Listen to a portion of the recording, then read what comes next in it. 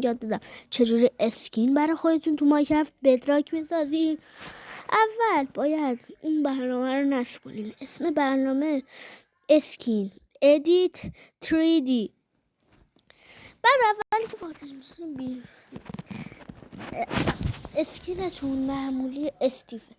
اینجا اگه شما روی مداد بزنید بیاین رو رنگ میتونید انتخاب کنید رنگش کنید. مثلا من رنگ کردم، با این میتونید رنگ رو برداری بزنید رو مداد دوباره بکش. اینم کلش رو رنگ میکنه اونجوری. بعد روی این پاک کنه اگه بزنید پاک میکنه درسته. با این تکونش میدین.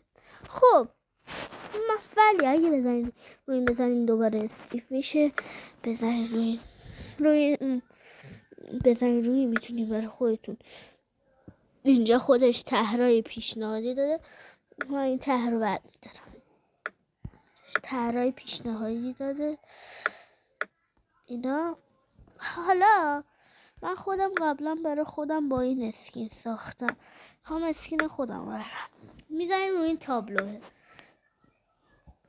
میاد تو عکساتون. عکس من اینه. الان اسکین خودم و اینجا. مثلا منم الان میخوام برای خودم یه اسکین بسازم. الان دوباره اسکین که این دفعه اسکینه فقط رو بدنش اسکلت. لباسش رو تغییر بدم خودم با رنگایی که میخوام.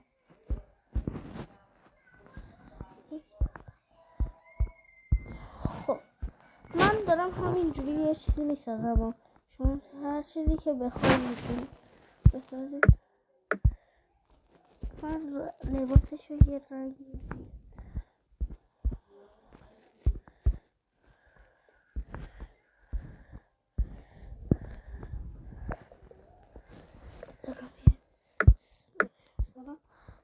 دارم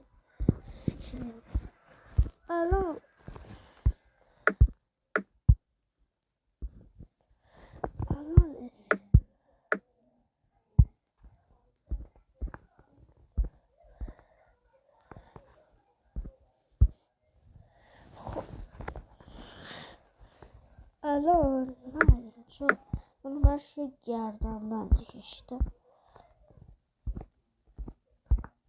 مثلا من برش یک گردن بندی کشیدم. هر کاری میتونیم. بعد میزنیم روی این عکس بغل علاوه. بعد اینجا براتون باشه. دوباره میزنید روی این تابلو اوکی میزنید. اسکینتون میاد تو گالریتون. الان دیگه اسکین رو نیاز ندارید. میاد تو گالریتون. برمی‌دارید داخل مایکرافت میذارینش. مثلا من الان این رفت تو گالری. مثلا میزنم این رفت تو گالری. میتونم بیارمش ایشونا. خب حالا چجوری باید وارد مایکرافت کنیم اسکین خودمونو؟ خیلی آسون. میایم تو بازی ها مایکرافت رو میزنیم. بعد ساب میکنیم بیاد. حالا ساب میکنیم. بچه ساب کنین. الان مایکرافت بیا دیگه. خب اومد. اینجا بچرخه. خیلی طولانیه.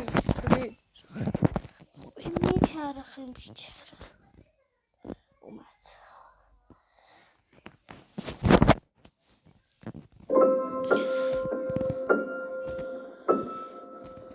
ساب کنیم اسکینم رو لود کنه.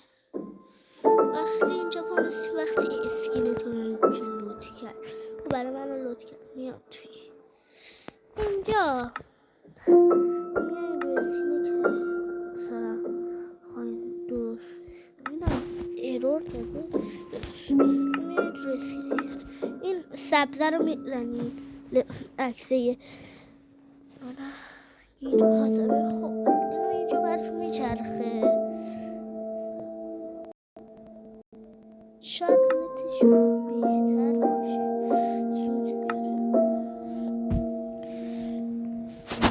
خب اینجا میاین روی اسکینه که هیچی نیست میزنیم، اینو میزنیم و وارد میشیم عکس.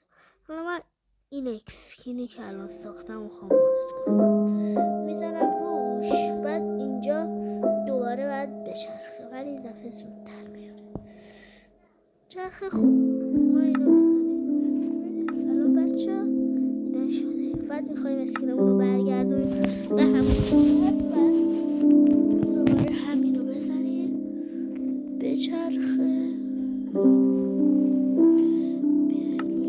بزنه دوباره همون کارو کنیم.